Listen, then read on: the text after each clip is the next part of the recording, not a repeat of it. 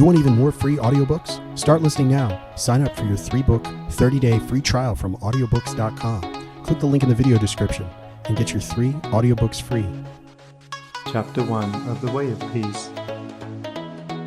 Recording by Sunny Abdullah. The Way of Peace by James Allen. Chapter 1. The Power of Meditation. Spiritual meditation is the pathway to divinity. It is a mystic ladder which reaches from earth to heaven, from error to truth, from pain to peace. Every saint has climbed it, every sinner must sooner or later come to it, and every weary pilgrim that turns his back upon self and the world, and sets his face resolutely toward the Father's home, must plant his feet upon its golden rounds. Without its aid you cannot grow into the divine state, the divine likeness, the divine peace, and the fadeless glories and unpolluting joys of truth will remain hidden from you. Meditation is the intense dwelling, in thought, upon an idea or theme, with the object of thoroughly comprehending it.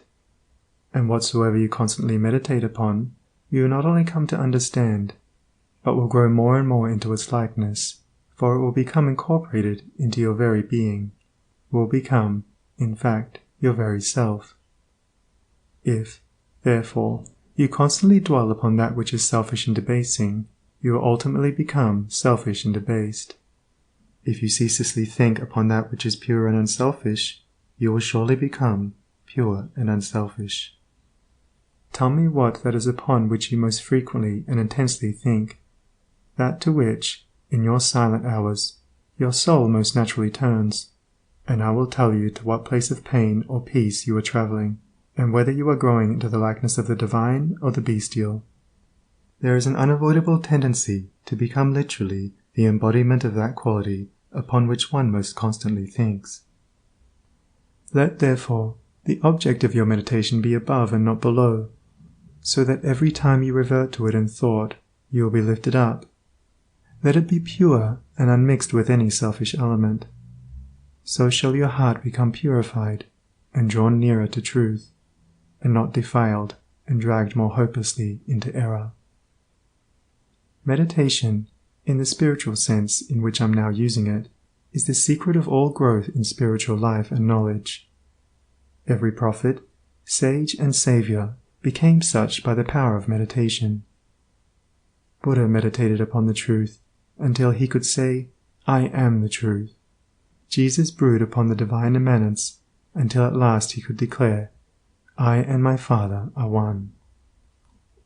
Meditation centered upon divine realities is the very essence and soul of prayer. It is the silent reaching of the soul toward the eternal. Mere petitionary prayer without meditation is a body without a soul, and is powerless to lift the mind and heart above sin and affliction. If you are daily praying for wisdom, for peace, for loftier purity, and a fuller realization of truth, and that for which you pray is still far from you, it means that you are praying for one thing while living out in thought and act another. If you will cease from such waywardness, taking your mind off those things the selfish clinging to, which debars you from the possession of the stainless realities for which you pray, if you will no longer ask God to grant you that which you do not deserve, or to bestow upon you that love and compassion which you refuse to bestow upon others, but will commence to think and act in the spirit of truth, you will, day by day, be growing into those realities, so that ultimately you will become one with them.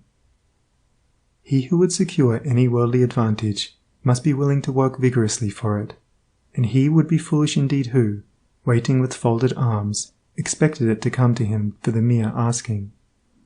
Do not then vainly imagine that you can obtain the heavenly possessions without making an effort.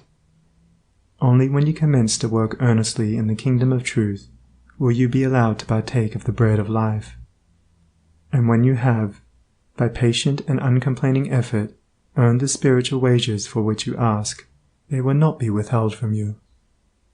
If you really seek truth, and not merely your own gratification, if you love it above all worldly pleasures and gains, more, even, than happiness itself, you will be willing to make the effort necessary for its achievement. If you would be freed from sin and sorrow, if you would taste of that spotless purity for which you sigh and pray, if you would realize wisdom and knowledge, and would enter into the possession of profound and abiding peace, come now and enter the path of meditation, and let the supreme object of your meditations be truth. At the outset, meditation must be distinguished from idle reverie. There is nothing dreamy and unpractical about it.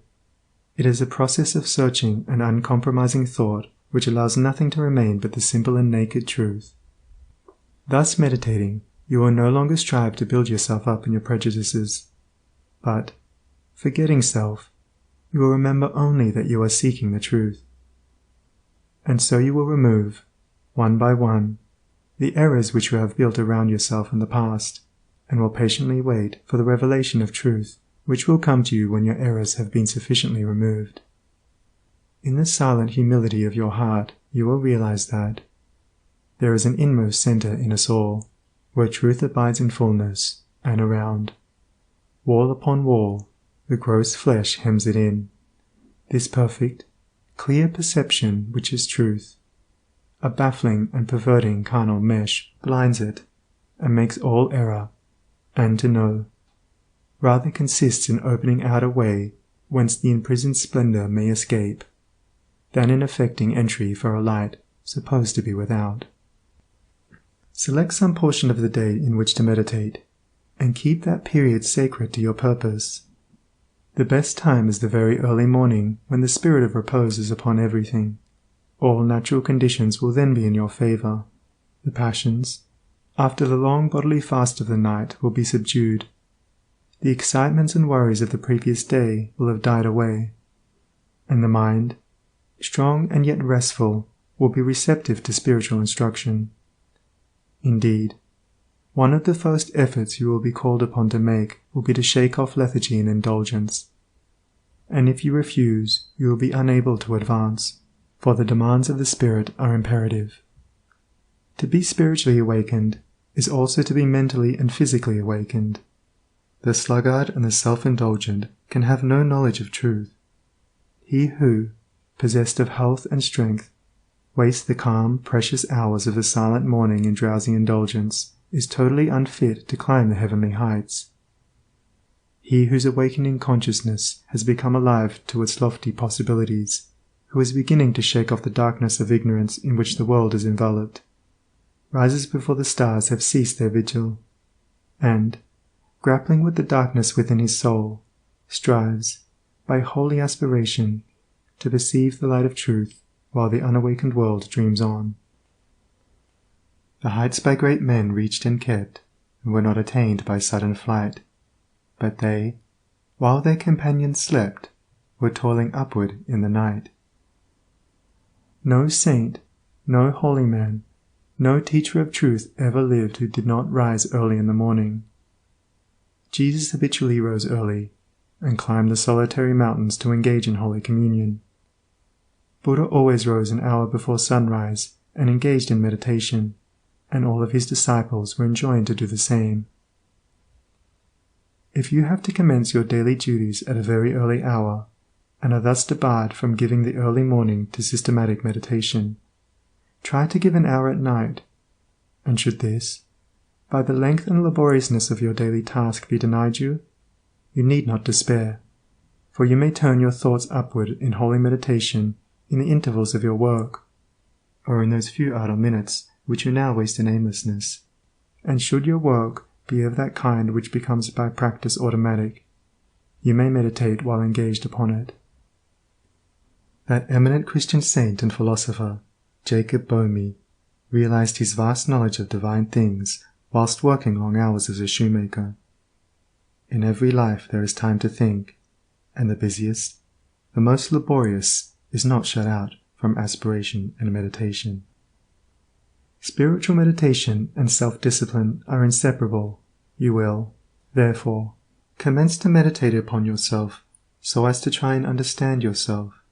For, remember, the great object you will have in view will be the complete removal of all your errors in order that you may realize truth. You will begin to question your motives, thoughts, and acts, comparing them with your ideal, and endeavoring to look upon them with a calm and impartial eye.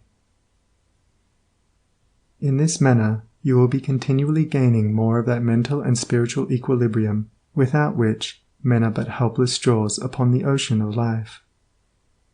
If you are given to hatred or anger, you will meditate upon gentleness and forgiveness, so as to become acutely alive to a sense of your harsh and foolish conduct. You will then begin to dwell in thoughts of love, of gentleness, of abounding forgiveness, and as you overcome the lower by the higher, there will gradually, silently steal into your heart a knowledge of the divine law of love, with an understanding of its bearing upon all the intricacies of life and conduct. And in applying this knowledge to your every thought, word, and act, you will grow more and more gentle, more and more loving, more and more divine. And thus with every error, every selfish desire, every human weakness, by the power of meditation is it overcome, and as each sin, each error is thrust out, a fuller and clearer measure of the light of truth illumes the pilgrim's soul. Thus meditating, you will be ceaselessly fortifying yourself against your only real enemy, your selfish, perishable self, and will be establishing yourself more and more firmly in the divine and imperishable self that is inseparable from truth. The direct outcome of your meditations will be a calm, spiritual strength which will be your stay and resting place in the struggle of life. Great is the overcoming power of holy thought, and the strength and knowledge gained in the hour of silent meditation will enrich the soul with saving remembrance in the hour of strife, of sorrow, or of temptation. As, by the power of meditation you grow in wisdom, you will relinquish, more and more, your selfish desires which are fickle, impermanent, and productive of sorrow and pain, and will take your stand, with increasing steadfastness and trust, upon unchangeable principles, and will realize heavenly rest. The use of meditation is the acquirement of a knowledge of eternal principles, and the power which results from meditation is the ability to rest upon and trust those principles, and so become one with the eternal. The end of meditation is, therefore, direct knowledge of truth, God, and the realization of divine and profound peace. Let your meditations take their rise from the ethical ground which you now occupy. Remember that you are to grow into truth by steady perseverance. If you are an Orthodox Christian, meditate ceaselessly upon the spotless purity and divine excellence of the character of Jesus, and apply his every precept to your inner life and outward conduct, as to approximate more and more toward his perfection.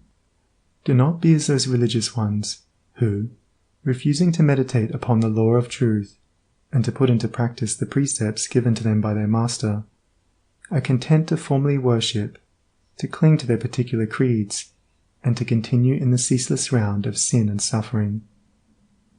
Strive to rise, by the power of meditation, above all selfish clinging to partial gods or party creeds, above dead formalities and lifeless ignorance, thus walking the highway of wisdom, with mind fixed upon the spotless truth. You shall know no halting place short of the realization of truth. He who earnestly meditates first perceives the truth, as it were, afar off, and then realizes it by daily practice. It is only the doer of the word of truth that can know the doctrine of truth, for though by pure thought the truth is perceived, it is only actualized by practice.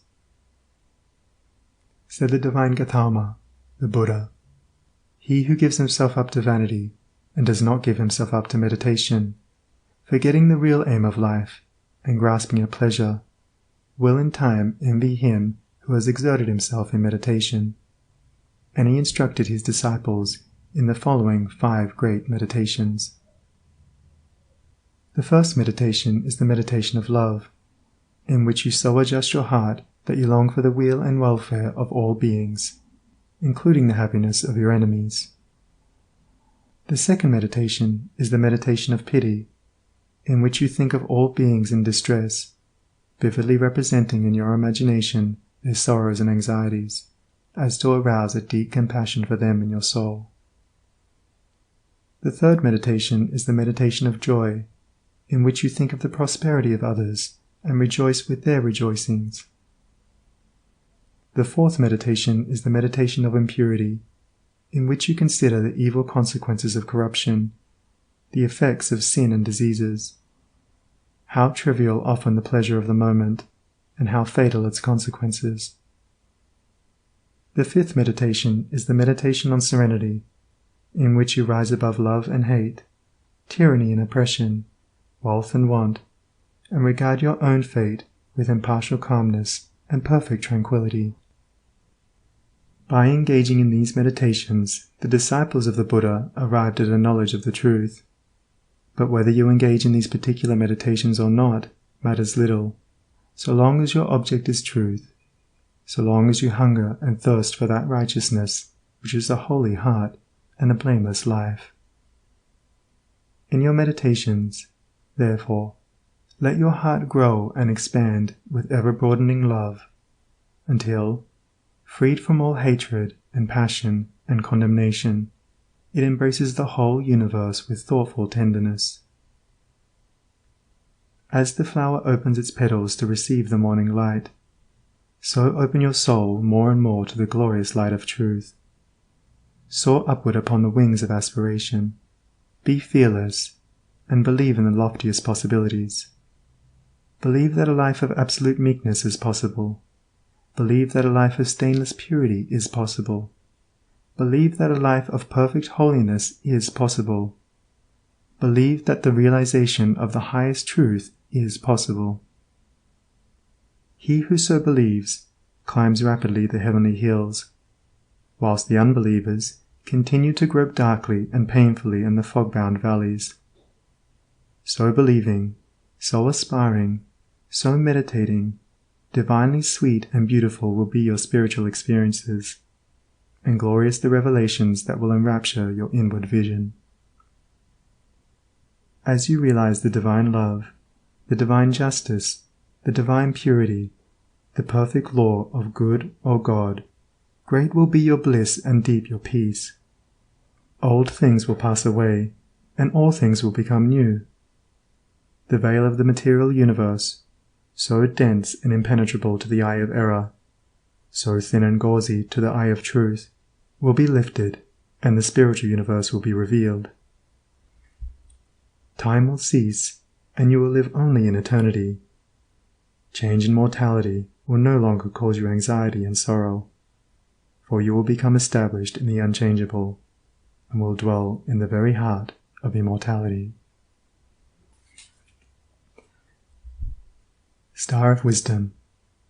Star that of the birth of Vishnu, both of Krishna, Buddha, Jesus, told the wise ones, heavenward looking, waiting, watching for thy gleaming, in the darkness of the night time, in the starless gloom of midnight, shining herald of the coming of the kingdom of the righteous, teller of the mystic story, of the lowly birth of Godhead, in the stable of the passions, in the manger of the mind-soul, silent singer of the secret, of compassion deep and holy, to the heart with sorrow burdened, to the soul with waiting weary, star of all-surpassing brightness, thou again dost deck the midnight, thou again dost cheer the wise ones, watching in the creedal darkness, weary of the endless battle with the grinding blades of error, tired of lifeless, useless idols, of the dead forms of religions, spent with watching for thy shining. Thou hast ended their despairing. Thou hast lightened up their pathway. Thou hast brought again the old truths to the hearts of all thy watchers. To the souls of them that love thee, thou dost speak of joy and gladness, of the peace that comes of sorrow. Blessed are they that can see thee, weary wanderers in the night time. Blessed they who feel the throbbing, in their bosoms feel the pulsing, of a deep love stirred within them by the great power of thy shining. Let us learn thy lesson truly, learn it faithfully and humbly, Learn it meekly, wisely, gladly. Ancient star of holy Vishnu, light of Krishna, Buddha, Jesus. End of Chapter 1. Recording by Sunny Abdullah. Chapter 2 of the Way of Peace. The Two Masters, Self and Truth. Upon the battlefield of the human soul, two masters are ever contending for the crown of supremacy, for the kingship and dominion of the heart. The master of self, called also the prince of this world, and the master of truth, called also the Father God.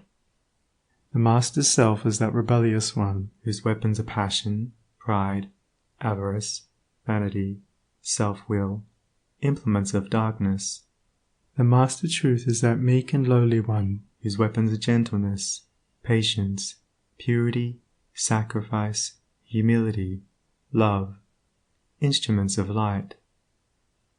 In every soul the battle is waged, and as a soldier cannot engage at once in two opposing armies, so every heart is enlisted either in the ranks of self or of truth. There is no half and half course. There is self and there is truth. Where self is, truth is not. Where truth is, self is not. Thus spake Buddha, the teacher of truth, and Jesus, the manifested Christ, declared that no man can serve two masters, for he will either hate the one and love the other, or else he will hold to the one and despise the other. Ye cannot serve God and mammon. Truth is so simple, so absolutely undeviating and uncompromising, that it admits of no complexity, no turning, no qualification. Self is ingenious, crooked, and, governed by subtle and snaky desire, admits of endless turnings and qualifications, and the deluded worshippers of self vainly imagine that they can gratify every worldly desire, and at the same time possess the truth. But the lovers of truth worship truth with the sacrifice of self, and ceaselessly guard themselves against worldliness and self-seeking. Do you seek to know and realize truth?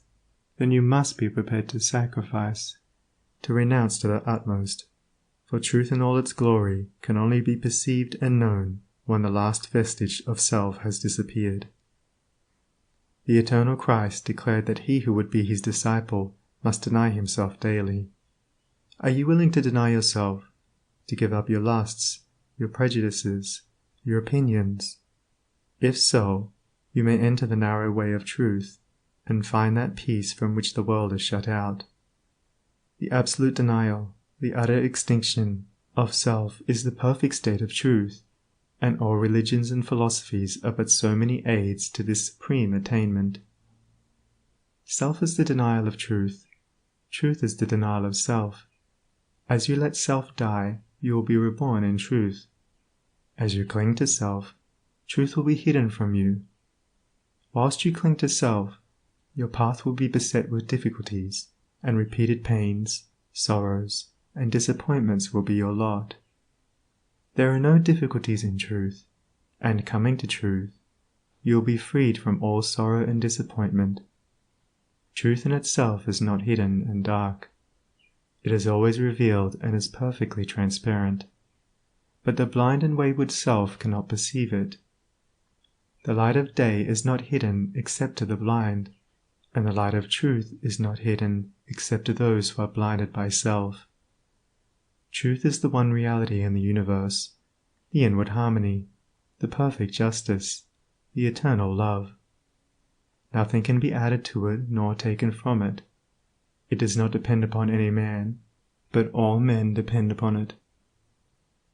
You cannot perceive the beauty of truth while you are looking out through the eyes of self.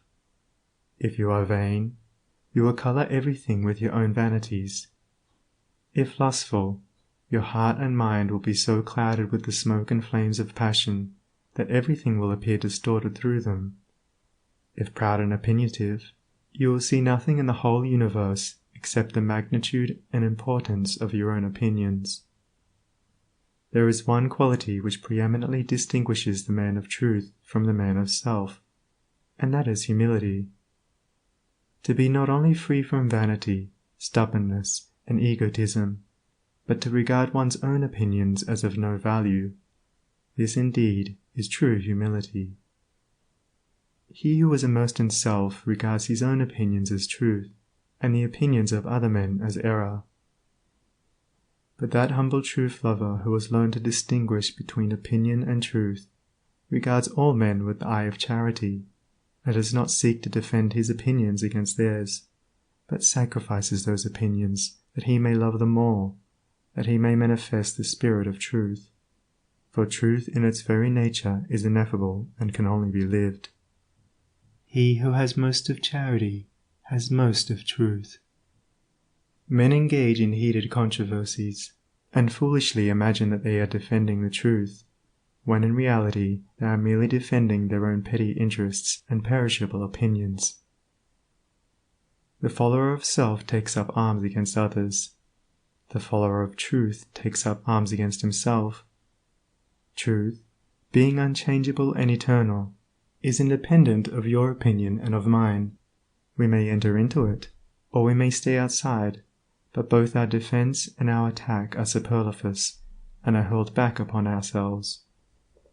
Men, enslaved by self, passionate, proud, and condemnatory, believe their particular creed or religion to be the truth, and all other religions to be error, and they proselytize with passionate ardor.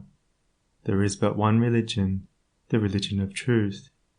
There is but one error, the error of self. Truth is not a formal belief. It is an unselfish, holy, and aspiring heart, and he who has truth is at peace with all, and cherishes all with thoughts of love. You may easily know whether you are a child of truth or a worshipper of self if you will silently examine your mind, heart, and conduct. Do you harbor thoughts of suspicion, enmity, envy, lust, pride, or do you strenuously fight against these? If the former, you are chained to self, no matter what religion you may profess. If the latter, you are a candidate for truth, even though outwardly you may profess no religion. Are you passionate, self-willed, ever seeking to gain your own ends, self-indulgent, and self-centered?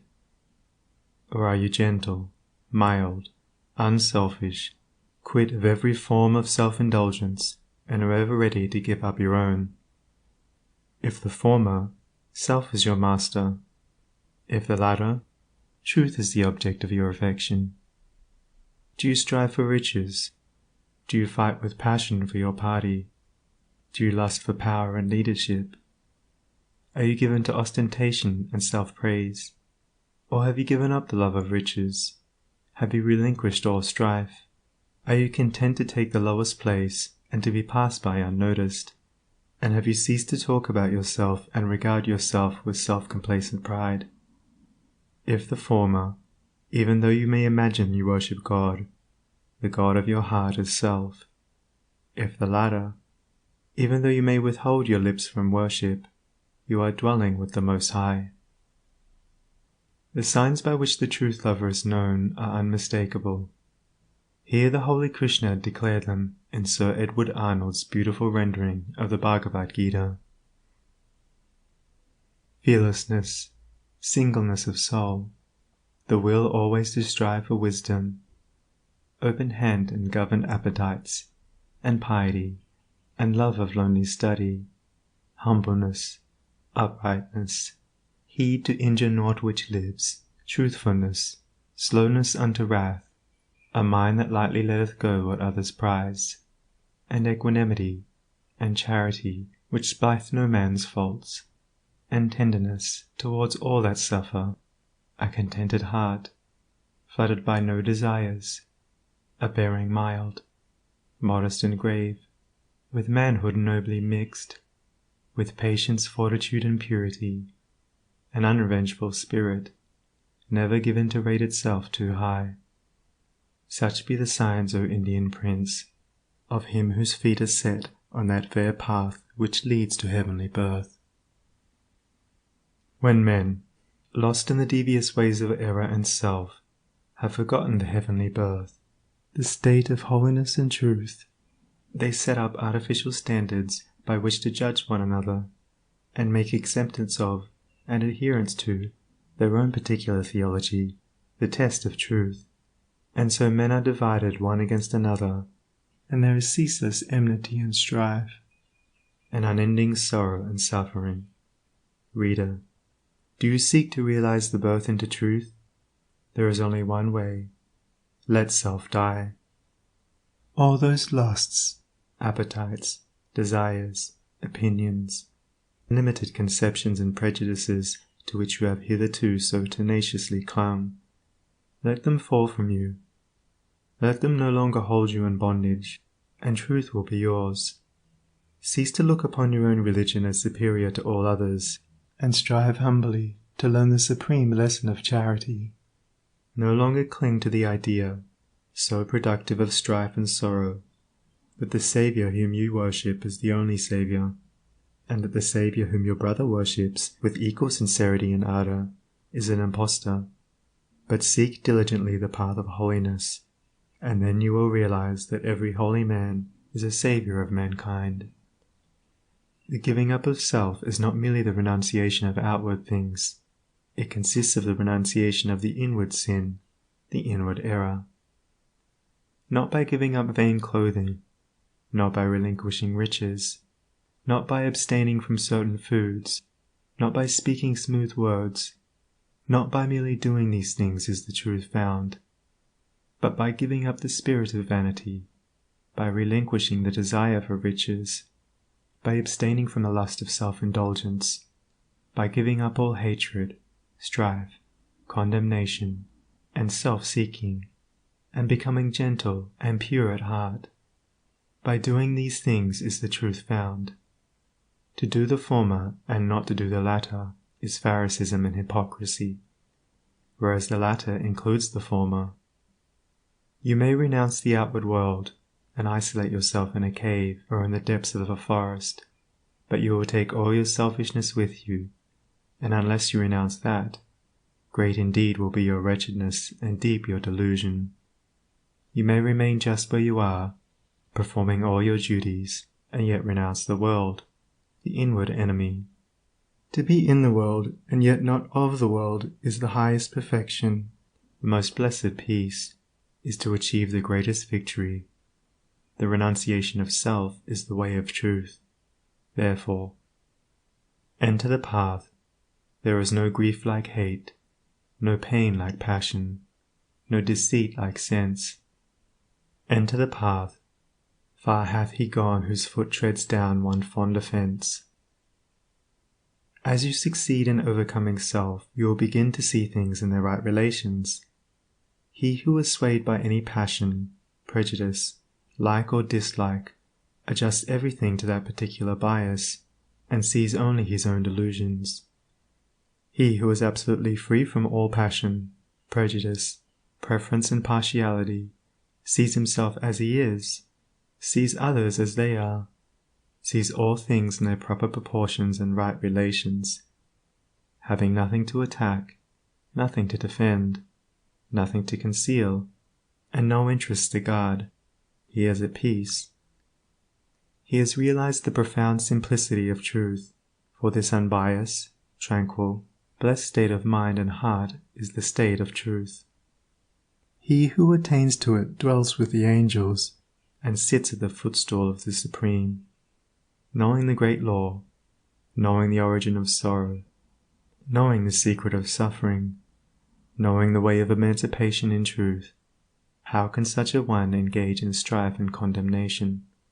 For though he knows that the blind, self-seeking world, surrounded with the clouds of its own illusions, and enveloped in the darkness of error and self, cannot perceive the steadfast light of truth, and is utterly incapable of comprehending the profound simplicity of the heart that has died or is dying to self.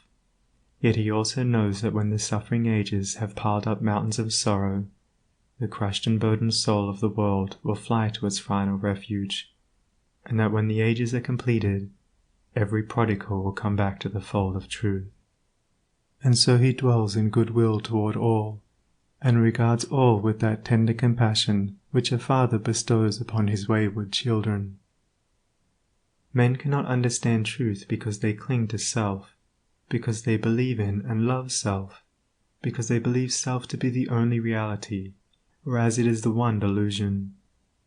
When you cease to believe in and love self, you will desert it, and will fly to truth, and will find the eternal reality. When men are intoxicated with the wines of luxury and pleasure and vanity, the thirst of life grows and deepens within them, and they delude themselves with dreams of fleshy immortality.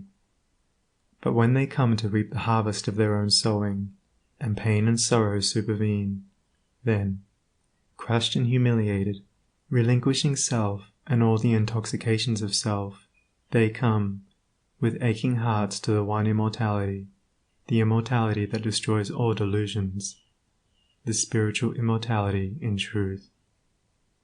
Men pass from evil to good, from self to truth, through the dark gate of sorrow, for sorrow and self are inseparable. Only in the peace and bliss of truth is all sorrow vanquished. If you suffer disappointment because your cherished plans have been thwarted, or because someone has not come up to your anticipations, it is because you are clinging to self. If you suffer remorse for your conduct, it is because you have given way to self. If you are overwhelmed with chagrin and regret because of the attitude of someone else toward you, it is because you have been cherishing self. If you are wounded on account of what has been done to you or said of you, it is because you are walking in the painful way of self. All suffering is of self. All suffering ends in truth. When you have entered into and realized truth, you will no longer suffer disappointment, remorse, and regret, and sorrow will flee from you. Self is the only prison that can ever bind the soul. Truth is the only angel that can bid the gates unroll. And when he comes to call thee, arise and follow fast.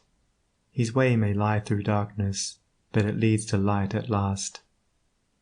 The woe of the world is of its own making. Sorrow purifies and deepens the soul, and the extremity of sorrow is the prelude to truth. Have you suffered much? Have you sorrowed deeply? Have you pondered seriously upon the problem of life?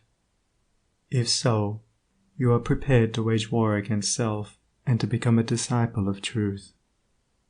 The intellectual who does not see the necessity for giving up self frame endless theories about the universe and call them truth. But do thou pursue that direct line of conduct which is the practice of righteousness, and thou wilt realize the truth which has no place in theory and which never changes. Cultivate your heart. Water it continually with unselfish love and deep-felt pity, and strive to shut out from it all thoughts and feelings which are not in accordance with love. Return good for evil, love for hatred, gentleness for ill treatment, and remain silent when attacked. So shall you transmute all your selfish desires into the pure gold of love, and self will disappear in truth. So you will walk blamelessly among men, yoked with the easy yoke of lowliness, and clothed with the divine garment of humility. And thou, in the heart of the Master of Ruth, across self-strayed desert why wilt thou be driving, athirst for the quickening waters of truth, when here, by the path of thy searching and sinning, flows life's gladsome stream, lies love's oasis green? Come, turn thou and rest, know the end and beginning, the sought and the searcher, the seer and the seen. Thy Master sits not in the unapproached mountains, nor dwells in the mirage which floats on the air, nor shalt thou discover his magical fountains and pathways of sand that encircle despair. In selfhood's dark desert cease wearily seeking the odorous tracks of the feet of thy King, and if thou wouldest hear the sweet sound of his speaking, be deaf to all voices that emptily sing. Flee the vanishing places, renounce all thou hast, leave all that thou lovest, and, naked and bare, thyself at the shrine of the inmost cast. The highest, the holiest, the changeless is there. Within, In the heart of the silent he dwelleth. Leave sorrow and sin, leave thy wandering soul. Come bathe in his joy, whilst he, whispering, telleth thy soul what it seeketh, and wander no more. Then cease, weary brother, thy struggling and striving, find peace in the heart of the Master of Ruth. Across self's dark deserts cease wearily driving. Come, drink at the beautiful waters of truth. End of Chapter 2. Recording by Sunny Abdullah.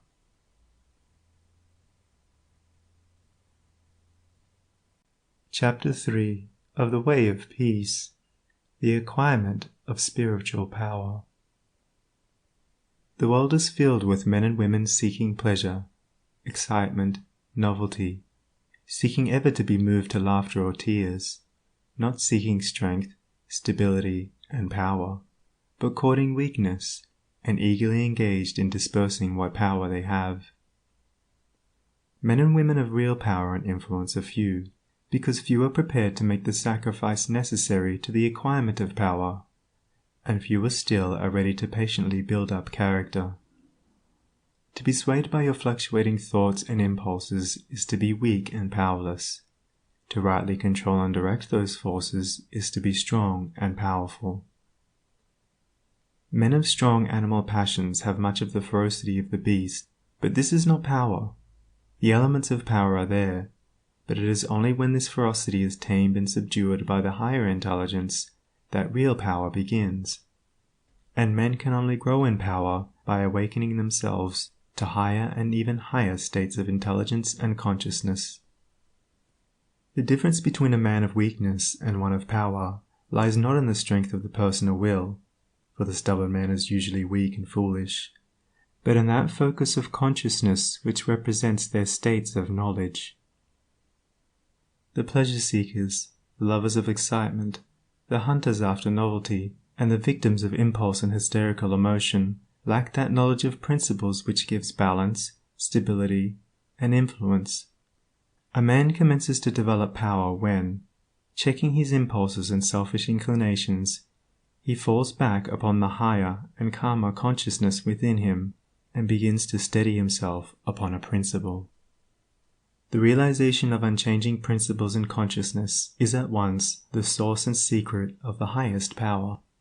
When, after much searching and suffering and sacrificing, the light of an eternal principle dawns upon the soul, a divine calm ensues, and joy unspeakable gladdens the heart. He who has realized such a principle ceases to wander, and remains poised and self-possessed. He ceases to be passion's slave, and becomes a master builder in the temple of destiny.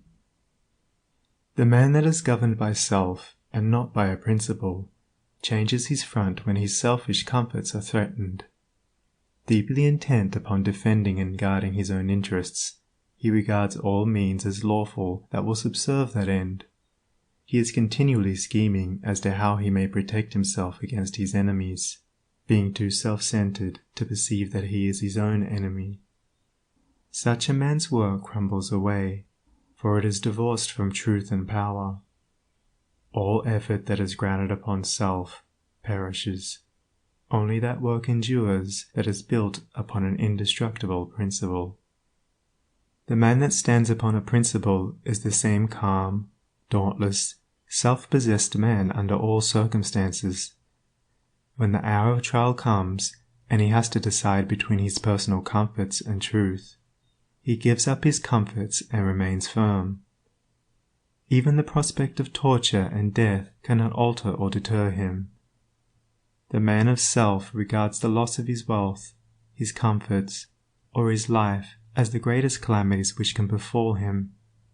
The man of principle looks upon these incidences as comparatively insignificant, and not to be weighed with loss of character, loss of truth.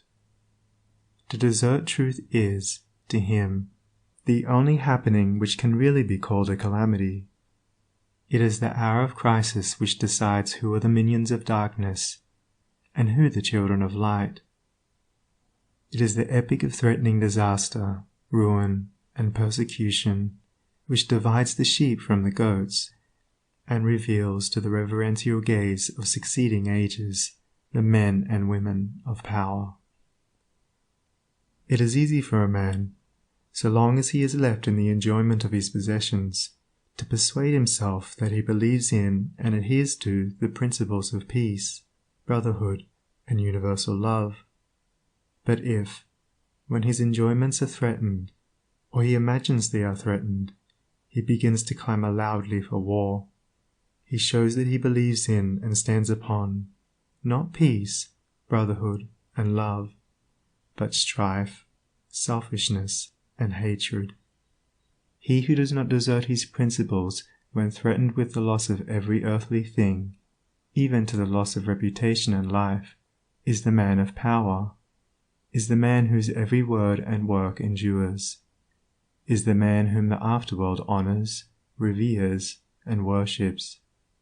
Rather than desert that principle of divine love on which he rested, and in which all his trust was placed, Jesus endured the utmost extremity of agony and deprivation, and today the world prostrates itself at his pierced feet in rapt adoration. There is no way to the acquirement of spiritual power except by that inward illumination and enlightenment which is the realization of spiritual principles, and those principles can only be realized by constant practice and application. Take the principle of divine love, and quietly and diligently meditate upon it with the object of arriving at a thorough understanding of it. Bring its searching light to bear upon all your habits, your actions, your speech and intercourse with others, your every secret thought and desire. As you persevere in this course, the divine love will become more and more perfectly revealed to you, and your own shortcomings will stand out in more and more vivid contrast, spurring you on to renewed endeavor. And having once caught a glimpse of the incomparable majesty of that imperishable principle, you will never again rest in your weaknesses, your selfishness, your imperfection, but will pursue that love until you have relinquished every discordant element and have brought yourself into perfect harmony with it. And that state of inward harmony is spiritual power. Take also other spiritual principles, such as purity and compassion, and apply them in the same way. And, so exacting is truth, you will be able to make no stay, no resting place, until the inmost garment of your soul is bereft of every stain, and your heart has become incapable of any hard, condemnatory, and pitiless impulse. Only in so far as you understand, realize, and rely upon these principles, will you acquire spiritual power, and that power will be manifested in and through you in the form of increasing dispassion, patience, and equanimity. Dispassion argues superior self-control. Sublime patience is the very hallmark of divine knowledge, and to retain an unbroken calm amid all the duties and distractions of life marks off the man of power. It is easy in the world to live after the world's opinion. It is easy in solitude to live after our own. But the great man is he who in the midst of the crowd keeps with perfect sweetness the independence of solitude. Some mystics hold that perfection in dispassion is the source of that power by which miracles, so-called, are performed. And truly he who has gained such perfect control of all his interior forces that no shock, however great, can for one moment unbalance him, must be capable of guiding and directing those forces with a master hand. To grow in self-control, in patience, in equanimity, is to grow in strength and power, and you can only thus grow by focusing your consciousness upon a principle. As a child, after making many and vigorous attempts to walk unaided, at last succeeds, after numerous falls, in accomplishing this, so you must enter the way of power by first attempting to stand alone. Break away from the tyranny of custom, tradition, conventionality, and the opinions of others, until you succeed in walking lonely and erect among men. Rely upon your own judgment. Be true to your own conscience. Follow the light that is within you. All outward lights are so many will-o'-the-wisps.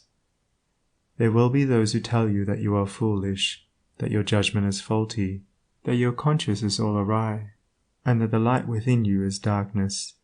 But heed them not. If what they say is true, the sooner you, as a searcher for wisdom, find it out the better, and you can only make the discovery by bringing your powers to the test. Therefore, pursue your course bravely. Your conscience is at least your own, and to follow it is to be a man. To follow the conscience of another is to be a slave. You will have many falls, will suffer many wounds, will endure many buffetings for a time, but press on in faith, believing that sure and certain victory lies ahead. Search for a rock, a principle, and having found it, cling to it. Get it under your feet and stand erect upon it, until at last, immovably fixed upon it, you succeed in defying the fury of the waves and storms of selfishness. For selfishness in any and every form is dissipation, weakness, death. Unselfishness in its spiritual aspect is conservation, power, life. As you grow in spiritual life and become established upon principles, you will become as beautiful and as unchangeable as those principles, and will taste of the sweetness of their immortal essence, and will realize the eternal and indestructible nature of the God within. No harmful shaft can reach the righteous man, standing erect amid the storms of hate, defying hurt and injury and ban, surrounded by the trembling slaves of fate. Majestic in the strength of silent power, serene he stands, nor changes not nor turns, patient and firm in suffering's darkest hour. Time bends to him, and death and doom he spurns. Wrath's lurid lightnings round him play, and hell's deep thunders roll about his head. Yet heeds he not, for him they cannot slay, who stands whence earth and time and space are fled. Sheltered by deathless love, what fear hath he? Armored in changeless truth, what can he know of loss and gain?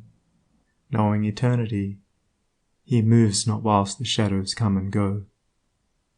Call him immortal, call him truth and light and splendor of prophetic majesty, who biddeth thus amid the powers of night, clothed with the glory of divinity. End of Chapter 3. Chapter 4 of The Way of Peace, the realization of selfless love. It is said that Michelangelo saw in every rough block of stone a thing of beauty, awaiting the master hand to bring it into reality. Even so, within each there reposes the divine image, awaiting the master hand of faith, and the chisel of patience, to bring it into manifestation. And that divine image is revealed and realized as stainless, selfless love. Hidden deep in every human heart, though frequently covered up with a mass of hard and almost impenetrable accretions, is the spirit of divine love, whose holy and spotless essence is undying and eternal. It is the truth in man. It is that which belongs to the Supreme, that which is real and immortal. All else changes and passes away. This alone is permanent and imperishable. And to realize this love by ceaseless diligence in the practice of the highest righteousness, to live in it and to become fully conscious in it, is to enter into immortality here and now, is to become one with truth, one with God, one with the central heart of all things, and to know our own divine and eternal nature. To reach this love, to understand and experience it, one must work with great persistency and diligence upon his heart and mind, must ever renew his patience and keep strong his faith, for there will be much to remove, much to accomplish before the divine image is revealed in all its glorious beauty. He who strives to reach and to accomplish the divine will be tried to the very utmost, and this is absolutely necessary, for how else could one acquire that sublime patience without which there was no real wisdom, no divinity? Ever and anon, as he proceeds, all his work will seem futile, and his efforts appear to be thrown away.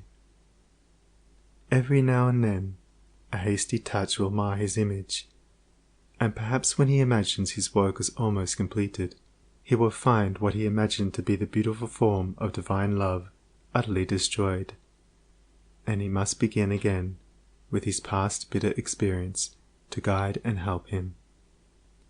But he who has resolutely set himself to realize the highest recognizes no such thing as defeat. All failures are apparent, not real. Every slip, every fall, every return to selfishness is a lesson learned, an experience gained, from which a golden grain of wisdom is extracted, helping the striver toward the accomplishment of his lofty object.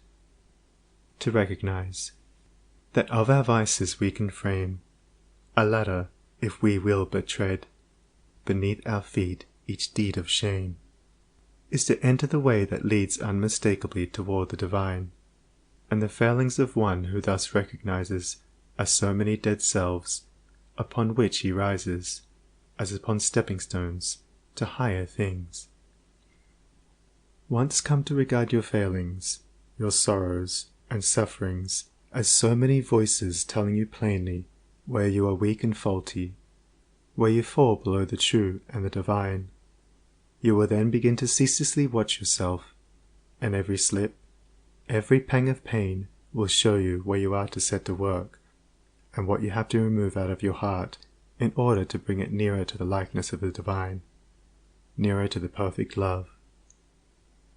And as you proceed, day by day detaching yourself more and more from the inward selfishness, the love that is selfless will gradually become revealed to you. And when you are growing patient and calm, when your petulances, tempers, and irritabilities are passing away from you, and the more powerful lusts and prejudices cease to dominate and enslave you, then you will know that the divine is awakening within you, that you are drawing near to the eternal heart, that you are not far from that selfless love, the possession of which is peace and immortality. Divine love is distinguished from human loves in this supremely important particular. It is free from partiality. Human loves cling to a particular object to the exclusion of all else, and when that object is removed, great and deep is the resultant suffering of the one who loves. Divine love embraces the whole universe, and, without clinging to any part, yet contains within itself the whole. And he who comes to it by gradually purifying and broadening his human loves, until all the selfish and impure elements are burnt out of them, ceases from suffering. It is because human loves are narrow and confined and mingled with selfishness that they cause suffering. No suffering can result from that love which is so absolutely pure that it seeks nothing for itself.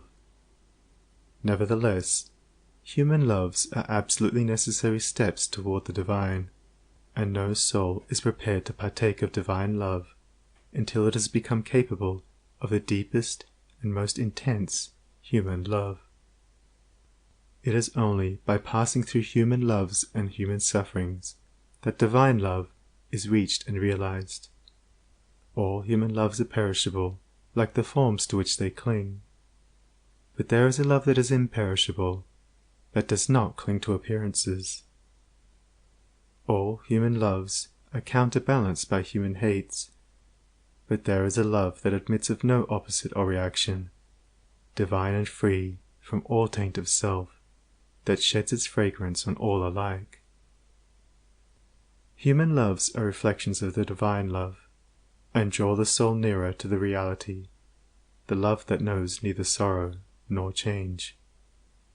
It is well that the mother, clinging with passionate tenderness to the little helpless form of flesh that lies in her bosom, should be overwhelmed with the dark waters of sorrow when she sees it laid in the cold earth. It is well that her tears should flow and her heart ache, for only thus can she be reminded of the evanescent nature of the joys and objects of sense, and be drawn nearer to the eternal and imperishable reality. It is well that lover, brother, sister, husband, wife, should suffer deep anguish and be enveloped in gloom when the visible object of their affections is torn from them, so that they may learn to turn their affections toward the invisible source of all, where alone abiding satisfaction is to be found. It is well that the proud, the ambitious, the self-seeking should suffer defeat, humiliation, and misfortune, that they should pass through the scorching fires of affliction, for only thus can the wayward soul be brought to reflect upon the enigma of life. Only thus can the heart be softened and purified, and prepared to receive the truth.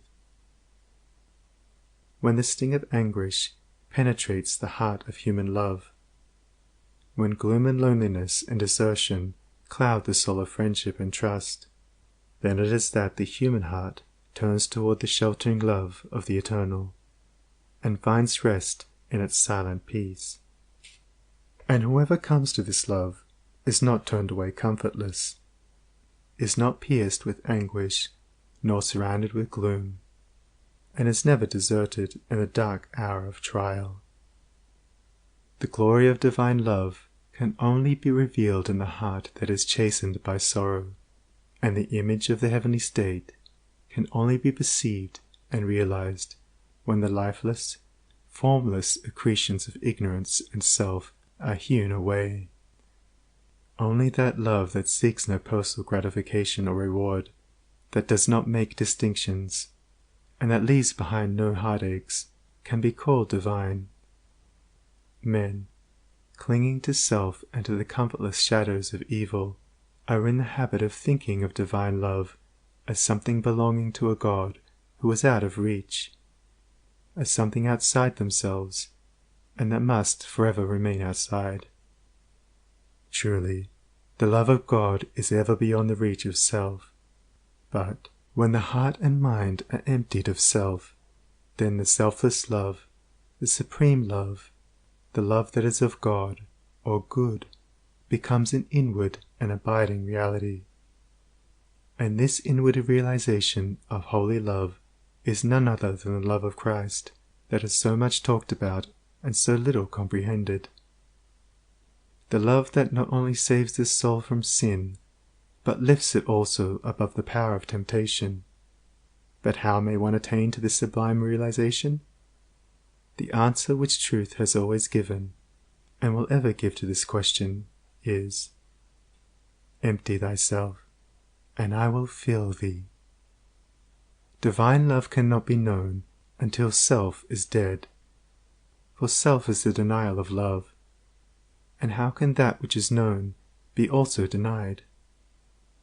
Not until a stone of self is rolled away from the sepulchre of the soul does the immortal Christ, the pure Spirit of love, hitherto crucified, dead and buried, cast off the bands of ignorance, and come forth in all its majesty of his resurrection. You believe that the Christ of Nazareth was put to death and rose again. I do not say that you err in this belief, but if you refuse to believe that the gentle Spirit of love is crucified daily upon the dark cross of your selfish desires, then, I say, you err in this unbelief, and have not yet perceived, even afar off, the love of Christ. You say that you have tasted of salvation in the love of Christ.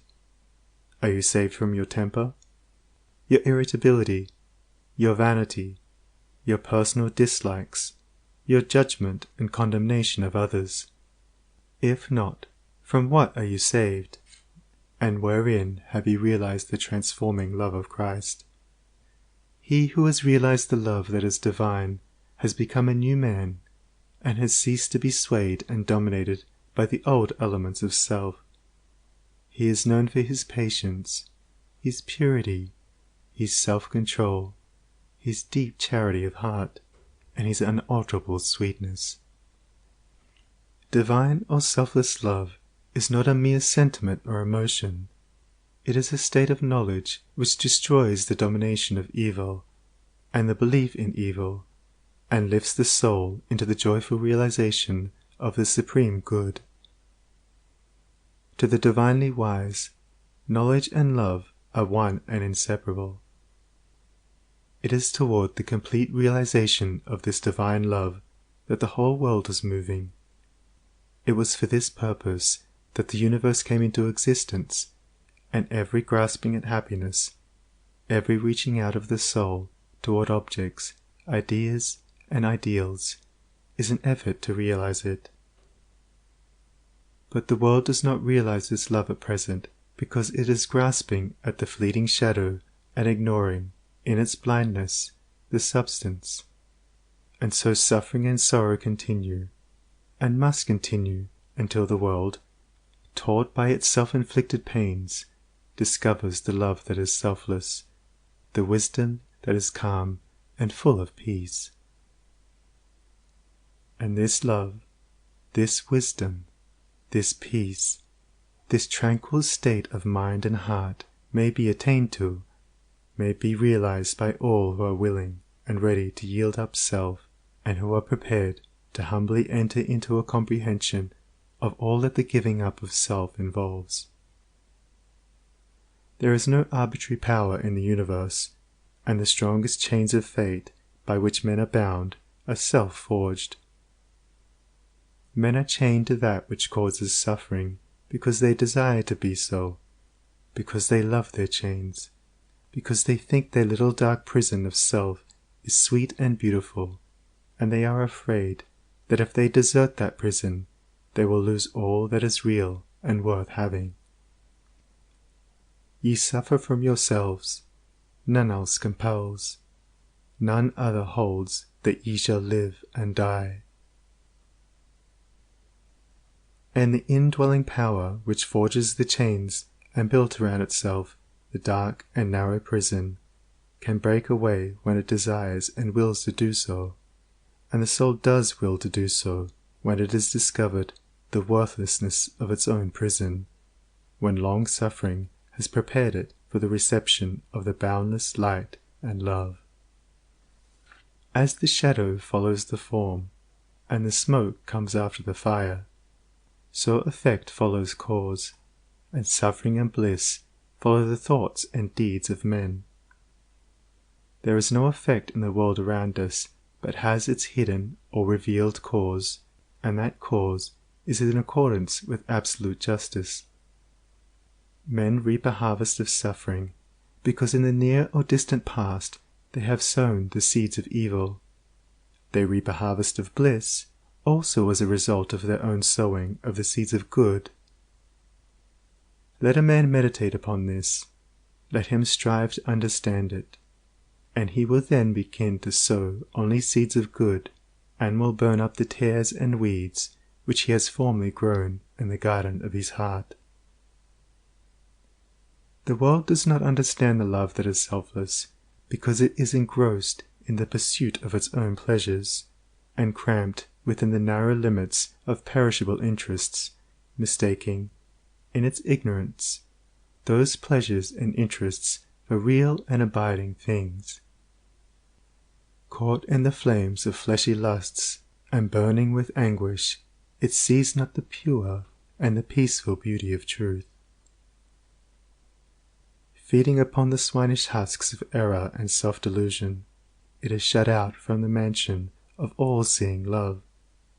Not having this love, not understanding it, men institute innumerable reforms which involve no inward sacrifice, and each imagines that his reform is going to right the world forever, while he himself continues to propagate evil by engaging it in his own heart. That only can be called reform which tends to reform the human heart. For all evil has its rise there, and not until the world, ceasing from selfishness and party strife, has learnt the lesson of divine love, will it realize the golden age of universal blessedness. Let the rich cease to despise the poor, and the poor to condemn the rich. Let the greedy learn to give, and the lustful how to grow pure. Let the partisan cease from strife, and the uncharitable begin to forgive. Let the envious endeavour to rejoice with others, and the slanderers grow ashamed of their conduct. Let men and women take this course, and lo, the golden age is at hand. He, therefore, who purifies his own heart is the world's greatest benefactor. Yet, though the world is, and will be for many ages to come, shut out from that age of gold, which is the realization of selfless love, you, if you are willing, may enter into it now, by rising above your selfish self. If you will pass from prejudice, hatred, and condemnation to gentle and forgiving love. Where hatred, dislike, and condemnation are, selfless love does not abide. It resides only in the heart that has ceased from all condemnation. You say, how can I love the drunkard, the hypocrite, the sneak, the murderer? I am compelled to dislike and condemn such men. It is true that you cannot love such men emotionally, but when you say that you must perforce dislike and condemn them, you show that you are not acquainted with that great overruling love. For it is possible to attain to such a state of interior enlightenment as will enable you to perceive the train of causes by which these men have become as they are, to enter into their intense sufferings, and to know the certainty of their ultimate purification. Possessed of such knowledge, it will be utterly impossible for you any longer to dislike or condemn them, and you will always think of them with perfect calmness and deep compassion. If you love people and speak of them with praise until they in some way thwart you, or do something of which you disapprove, and then you dislike them and speak of them with dispraise, you are not governed by that love which is of God, if, in your heart, you are continually arraigning and condemning others. Selfless love is hidden from you. He who knows that love is at the heart of all things, and has realized the all-sufficing power of that love, has no room in his heart for condemnation. Men, not knowing this love, constitute themselves judge and executioner of their fellows, forgetting that there is the eternal judge and executioner, and in so far as men deviate from them in their own views, in their particular reforms and methods, they brand themselves as fanatical, unbalanced, lacking judgment, sincerity, and honesty. In so far as others approximate to their own standard, do they look upon them as being everything that is admirable. Such are the men who are centered in self. But he whose heart is centered in the supreme love does not brand or classify men, does not seek to convert men to his own views, not to convince them of the superiority of his own methods. Knowing the law of love, he lives it, and maintains the same calm attitude of mind and sweetness of heart toward all, the debased and virtuous, the foolish and the wise, the learned and the unlearned, the selfish and the unselfish, receive alike the benediction of his tranquil thought. You can only attain to this supreme knowledge, this divine love, by unremitting endeavor in self-discipline, and by gaining victory after victory over yourself. Only the pure in heart see God, and when your heart is sufficiently purified, you will enter into the new birth, and the love that does not die, nor change, nor end in pain and sorrow will be awakened within you, and you will be at peace. He who strives for the attainment of divine love is ever seeking to overcome the spirit of condemnation. For where there is pure spiritual knowledge, condemnation cannot exist, and only in the heart that has become incapable of condemnation is love perfected and fully realized. The Christian condemns the atheist satirizes the Christian. The Catholic and Protestant are ceaselessly engaged in wordy warfare, and the spirit of strife and hatred rules where peace and love should be. He that hateth his brother is a murderer, a crucifier of the divine spirit of love, and until you can regard men of all religions and of no religion with the same impartial spirit, with all freedom from dislike, and with perfect equanimity, you have yet to strive for that love which bestows upon its possessor freedom and salvation. The realization of divine knowledge, selfless love, utterly destroys the spirit of condemnation, disperses all evil, and lifts the consciousness to that height of pure vision where love, goodness, justice are seen to be universal, supreme, all-conquering, indestructible. Train your mind in strong, impartial, and gentle thought. Train your heart in purity and compassion. Train your tongue to silence and to true and stainless speech. So shall you enter the way of holiness and peace, and shall ultimately realize the immortal love. So living, without seeking to convert, you will convince, without arguing, you will teach. Not cherishing ambition, the wise will find you out, and without striving to gain men's opinions, you will subdue their hearts. For love is all-conquering, all-powerful, and the thoughts and deeds and words of love can never perish.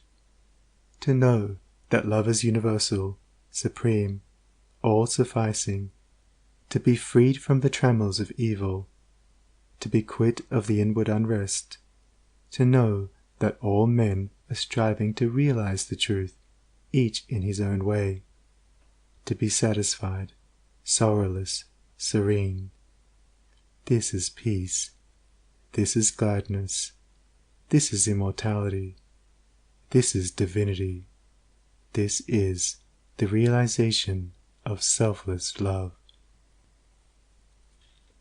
I stood upon the shore and saw the rocks resist the onslaught of the mighty sea. And when I thought how all the countless shocks they had withstood through an eternity, I said, to wear away the solid main, the ceaseless efforts of the waves are vain. But when I thought how they the rocks had rent, and saw the sand and shingles at my feet poor passive remnants of resistance spent, tumbled and tossed where they the waters meet, then saw I ancient landmarks 'neath the waves, and knew the waters held the stones their slaves.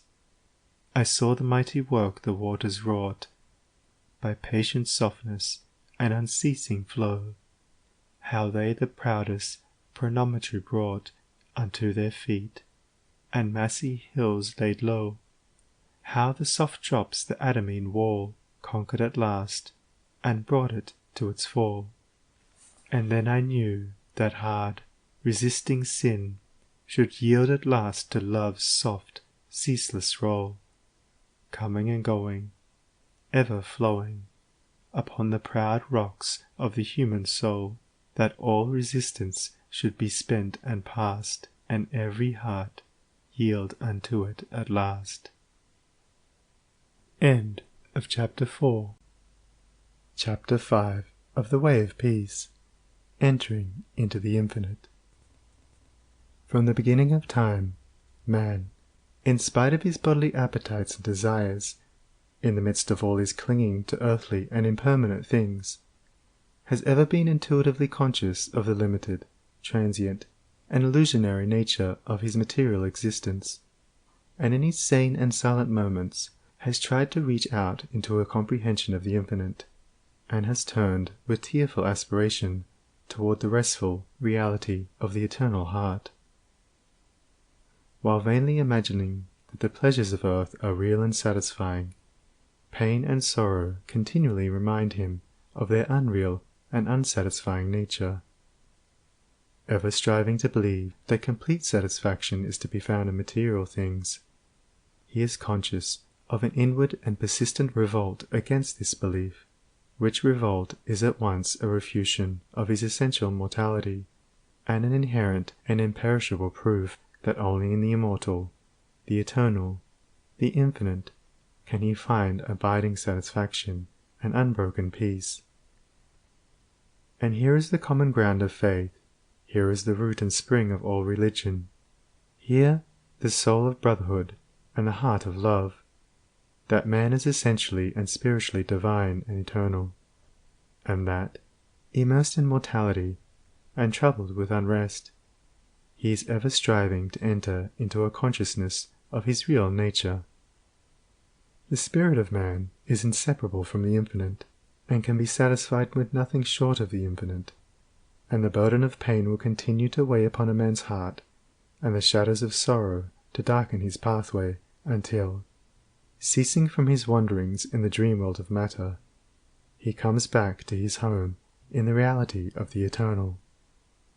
As the smallest drop of water detached from the ocean contains all the qualities of the ocean, so a man, detached in consciousness from the infinite, contains within him its likeness, and as the drop of water must, by the law of its nature, ultimately find its way back to the ocean and lose itself in its silent depths, so must man, by the unfailing law of his nature, at last return to his source, and lose himself in the great ocean of the infinite.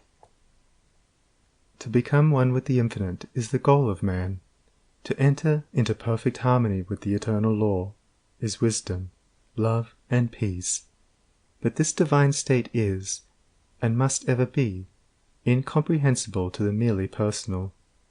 Personality, separateness, selfishness are one and the same, and are the antithesis of wisdom and divinity. By the unqualified surrender of the personality, separateness and selfishness cease, and man enters into the possession of his divine heritage of immortality and infinity. Such surrender of the personality is regarded by the worldly and selfish mind as the most grievous of all calamities, the most irreparable loss, yet it is the one supreme and incomparable blessing, the only real and lasting gain. The mind unenlightened upon the inner laws of being, and upon the nature and destiny of its own life, clings to transient appearances, things which have in them no enduring substantiality, and so clinging, perishes, for the time being, amid the shattered wreckage of his own illusions. Men cling to and gratify the flesh as though it were going to last forever, and though they try to forget the nearness and inevitability of its dissolution, the dread of death and the loss of all that they cling to clouds their happiest hours, and the chilling shadow of their own selfishness follows them like a remorseless spectre. And with the accumulation of temporal comforts and luxuries, the divinity within men is drugged, and they sink deeper and deeper into materiality, into the perishable life of the senses, and where there is sufficient intellect, theories concerning the immortality of the flesh come to be regarded as infallible truths.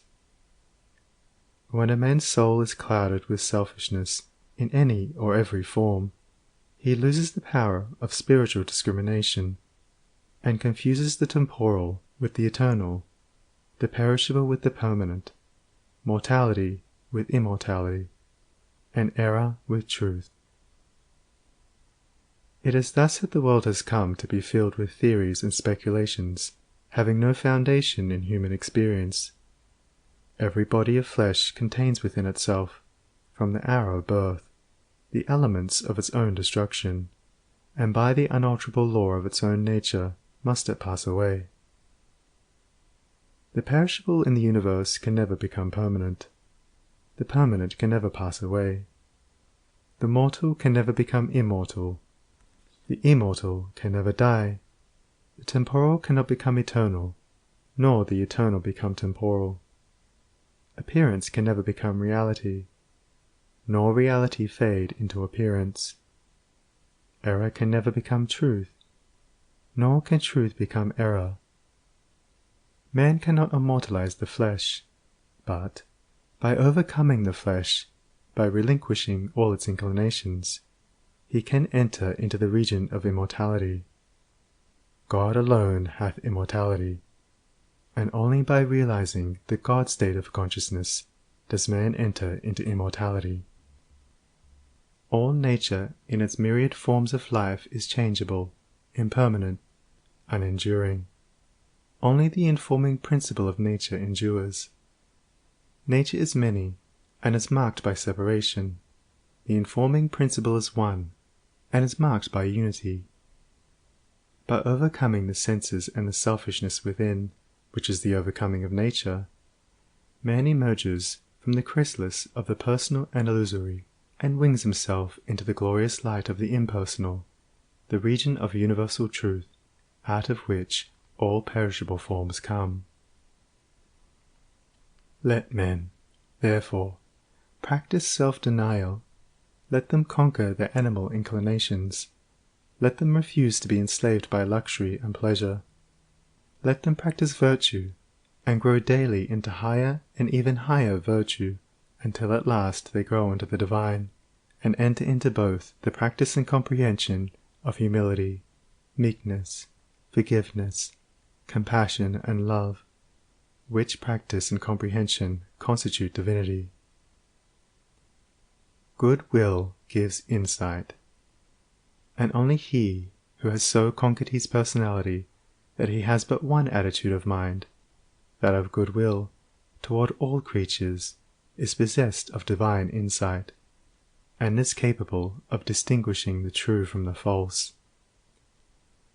The supremely good man is, therefore, the wise man, the divine man, the enlightened seer, the knower of the eternal. Where you find unbroken gentleness, enduring patience, sublime lowliness, graciousness of speech, self-control, self-forgetfulness, and deep and abounding sympathy, look there for the highest wisdom. Seek the company of such a one, for he has realized the divine, he lives with the eternal, he has become one with the infinite. Believe not him that is impatient, given to anger, boastful, who clings to pleasure and refuses to renounce his selfish gratifications, and who practices not goodwill and far-reaching compassion, for such a one hath not wisdom. Vain is all his knowledge, and his works and words will perish, for they are grounded on that which passes away. Let a man abandon self, let him overcome the world, let him deny the personal. By this pathway only can he enter into the heart of the infinite. The world, the body, the personality are mirages upon the desert of time, transitory dreams in the dark night of spiritual slumber, and those who have crossed the desert, those who are spiritually awakened, have alone comprehended the universal reality, where all appearances are dispersed, and dreaming and delusion are destroyed. There is one great law which exacts unconditional obedience, one unifying principle which is the basis of all diversity, one eternal truth wherein all the problems of earth pass away like shadows. To realize this law, this unity, this truth, is to enter into the infinite, is to become one with the eternal.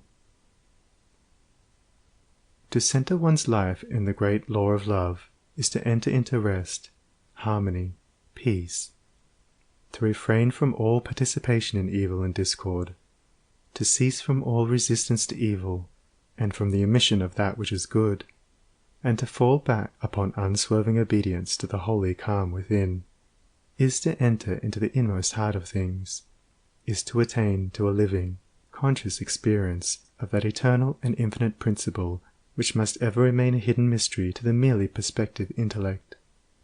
Until this principle is realized, the soul is not established in peace. He who so realizes is truly wise, not wise with the wisdom of the learned, but with the simplicity of a blameless heart and of a divine manhood. To enter into a realization of the infinite and eternal is to rise superior to time, and the world, and the body, which comprise the kingdom of darkness, and is to become established in immortality, heaven, and the spirit, which make up the empire of light.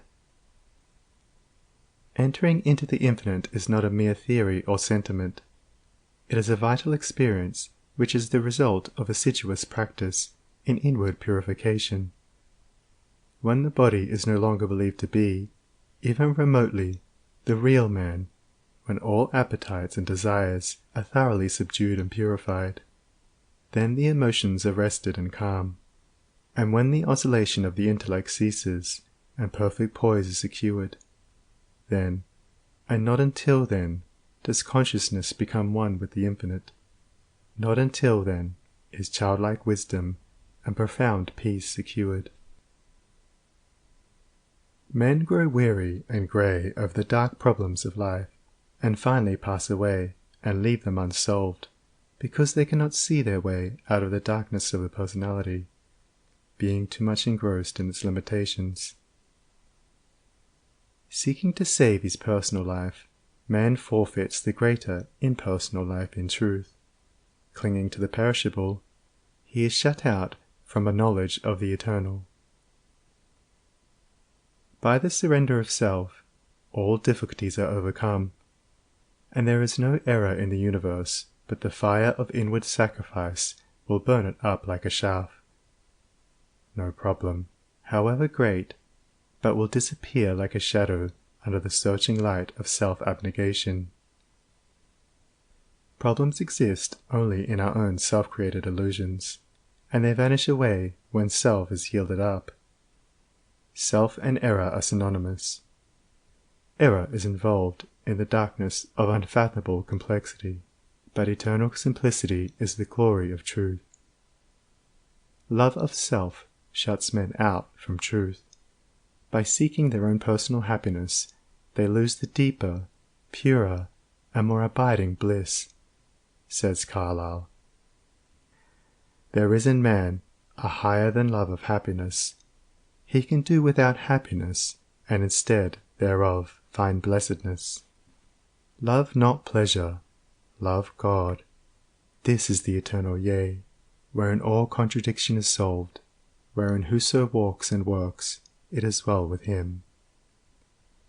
He who has yielded up that self, that personality that men most love, and to which they cling with such fierce tenacity, has left behind him all perplexity, and has entered into a simplicity so profoundly simple as to be looked upon by the world, involved as it is in a network of error, as foolishness. Yet such a one has realized the highest wisdom, and is at rest in the infinite. He accomplishes without striving, and all problems melt before him, for he has entered the region of reality, that deals, not with changing effects, but with the unchanging principle of things. He is enlightened with a wisdom which is superior to ratiocination, as reason is to animality. Having yielded up his lusts, his errors, his opinions and prejudices, he has entered into a possession of the knowledge of God, having slain the selfish desire for heaven, and along with it the ignorant fear of hell. Having relinquished even the love of life itself, he has gained supreme bliss and life eternal, the life which bridges life and death and knows its own immortality. Having yielded up all without reservation, he has gained all, and rests in peace on the bosom of the infinite. Only he who has become so free from self as to be equally content to be annihilated as to live, or to live as to be annihilated, is fit to enter into the infinite. Only he who, ceasing to trust his perishable self, has learned to trust in the boundless measure of the great law, the supreme good, is prepared to partake of undying bliss. For such a one there is no more regret, nor disappointment, nor remorse, for where all selfishness has ceased, these sufferings cannot be, and whatever happens to him, he knows that it is for his own good, and he is content, being no longer the servant of self, but the servant of the Supreme. He is no longer affected by the changes of earth, and when he hears of wars and rumors of wars, his peace is not disturbed, and where men grow angry and cynical and quarrelsome, he bestows compassion and love. Though appearances may contradict it, he knows that the world is progressing, and that, through its laughing and its weeping, through its living and its keeping, through its follies and its labours, weaving in and out of sight, to the end from the beginning, through all virtue and all sinning, reeled from God's great spool of progress, runs the golden thread of light. When a fierce storm is raging, none are angered about it, because they know it will quickly pass away.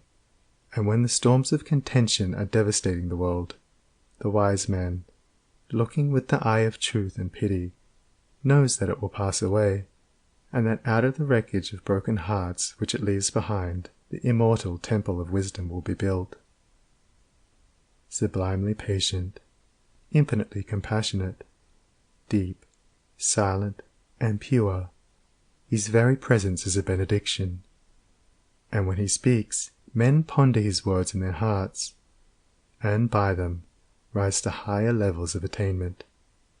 Such is he who has entered into the infinite, who, by the power of utmost sacrifice, has solved the sacred mystery of life. Questioning life and destiny and truth, I sought the dark and labyrinthine Sphinx, who spake to me this strange and wondrous thing. Concealment only lies in blinded eyes, and God alone can see the form of God. I sought to solve this hidden mystery vainly by paths of blindness and of pain, but when I found the way of love and peace, concealment ceased, and I was blind no more. Then saw I God, e'en with the eyes of God. End of chapter 5. Recording by Sunny Abdullah.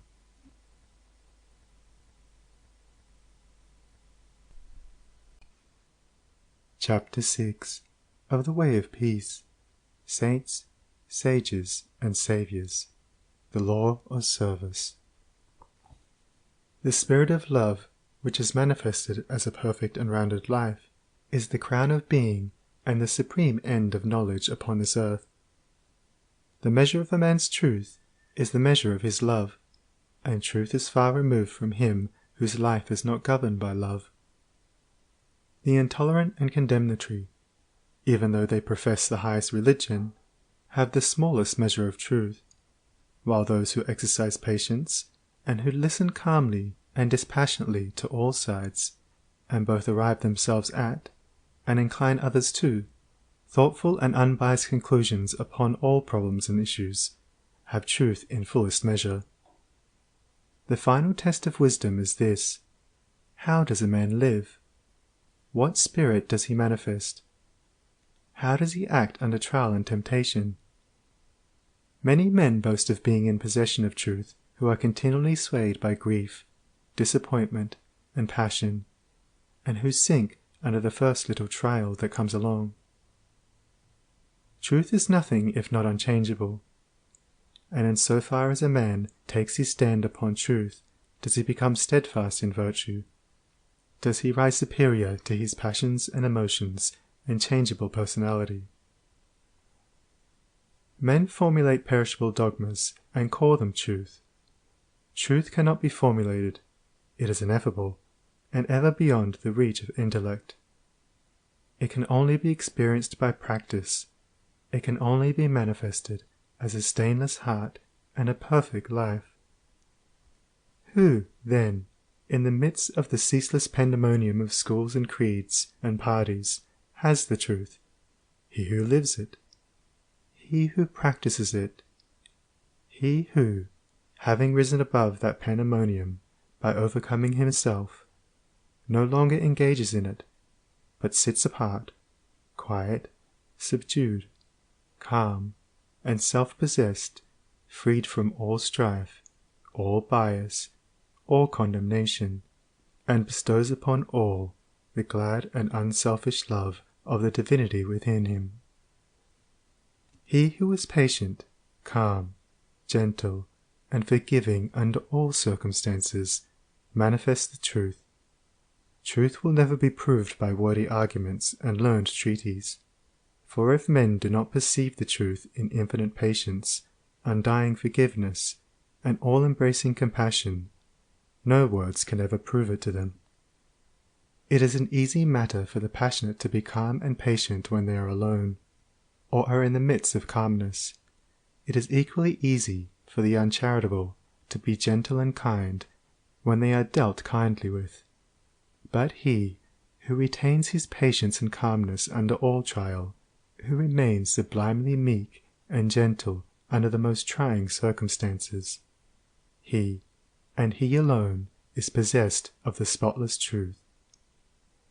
And this is so because such lofty virtues belong to the divine, and can only be manifested by one who has attained to the highest wisdom, who has relinquished his passionate and self-seeking nature, who has realized the supreme and unchangeable law, and has brought himself into harmony with it. Let men, therefore, cease from vain and passionate arguments about truth, and let them think and say and do those things which make for harmony, peace, love, and good will.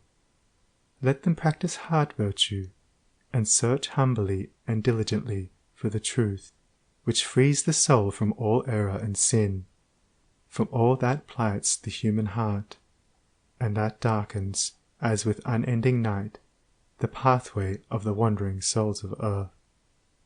There is one great, all-embracing law, which is the foundation and cause of the universe, the law of love. It has been called by many names in various countries and at various times. But behind all its names, the same unalterable law may be discovered by the eye of truth. Names, religions, personalities pass away, but the law of love remains. To become possessed of a knowledge of this law, to enter into conscious harmony with it, is to become immortal, invincible, indestructible. It is because of the effort of the soul to realize this law that men come again and again to live, to suffer, and to die, and when realized, suffering ceases, personality is dispersed, and the fleshly life and death are destroyed, for consciousness becomes one with the eternal. The law is absolutely impersonal, and its highest manifested expression is that of service. When the purified heart has realized truth, it is then called upon to make the last, the greatest, and holiest sacrifice, the sacrifice of the well-earned enjoyment of truth. It is by virtue of this sacrifice that the divinely emancipated soul comes to dwell among men, clothed with a body of flesh, content to dwell among the lowest and the least, and to be esteemed the servant of all mankind. That sublime humility which is manifested by the world's saviours is the seal of Godhead, and he who has annihilated the personality and has become a living, visible manifestation of the impersonal, eternal, boundless spirit of love, is alone singled out as worthy to receive the unstinted worship of posterity. He only who succeeds in humbling himself with that divine humility which is not only the extinction of self, but is also the pouring out upon all the spirit of unselfish love, is exalted above measure, and given spiritual dominion in the hearts of mankind. All the great spiritual teachers have denied themselves personal luxuries, comforts, and rewards, have abjured temporal power, and have lived and taught the limitless and impersonal truth. Compare their lives and teachings, and you will find the same simplicity, the same self-sacrifice, the same humility, love, and peace, both lived and preached by them. They taught the same eternal principles, the realization of which destroys all evil. Those who have been hailed and worshipped as saviors of mankind are manifestations of the great impersonal law, and being such, were free from passion and prejudice, and having no opinions, and no special letter of doctrine to preach and defend, they never sought to convert and proselytize. Living in the highest goodness, the supreme perfection, their sole object was to uplift mankind by manifesting that goodness in thought, word, and deed. They stand between man, the personal, and God, the impersonal, and serve as exemplary types for the salvation of self-enslaved mankind. Men who are immersed in self, and who cannot comprehend the goodness that is absolutely impersonal, deny divinity to all saviors except their own, and thus introduce personal hatred and doctrinal controversy, and, while defending their own particular views with passion, look upon each other as being heathens or infidels, and so render null and void, as far as their lives are concerned, the unselfish beauty and holy grandeur of the lives and teachings of their own masters. Truth cannot be limited. It can never be the special prerogative of any man, school, or nation, and when personality steps in, truth is lost.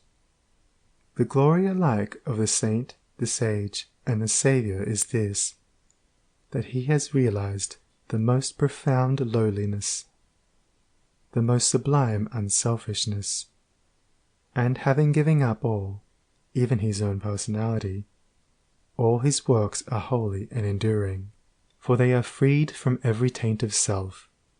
He gives, yet never thinks of receiving. He works without regretting the past or anticipating the future, and never looks for reward. When the farmer has tilled and dressed his land, and put in the seed, he knows that he has done all that he can possibly do, and that now he must trust to the elements, and wait patiently for the course of time to bring about the harvest, and no amount of expectancy on his part will affect the result. Even so, he who has realized truth goes forth as a sower of the seeds of goodness, purity, love, and peace, without expectancy, and never looking for results, knowing that there is the great overruling law, which brings about its own harvest in due time, and which is alike the source of preservation and destruction.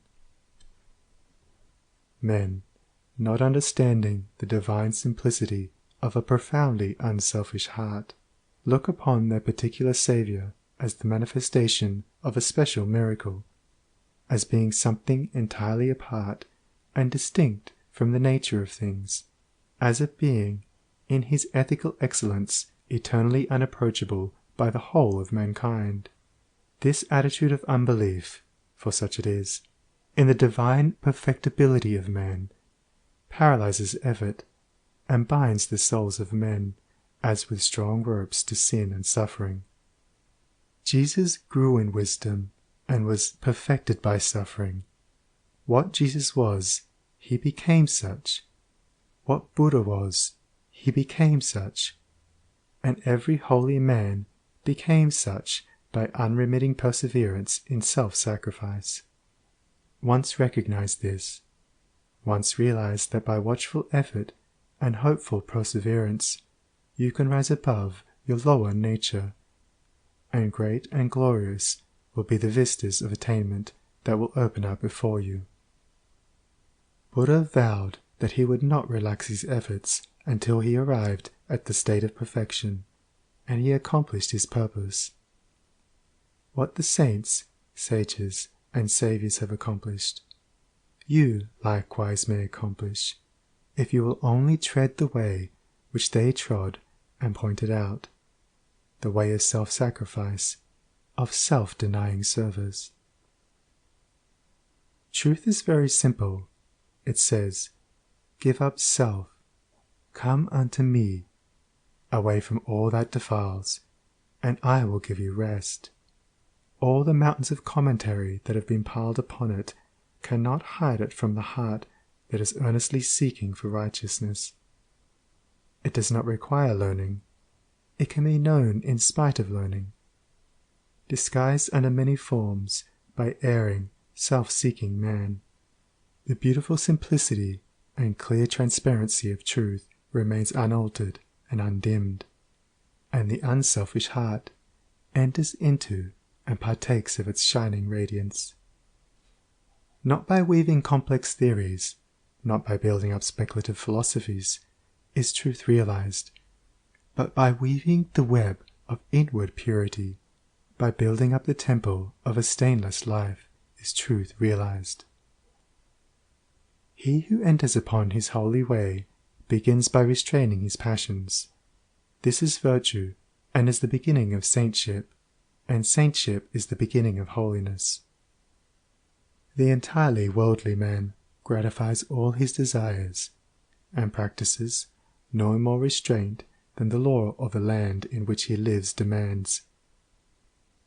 The virtuous man restrains his passions. The saint attacks the enemy of truth in its stronghold within his own heart, and restrains all selfish and impure thoughts.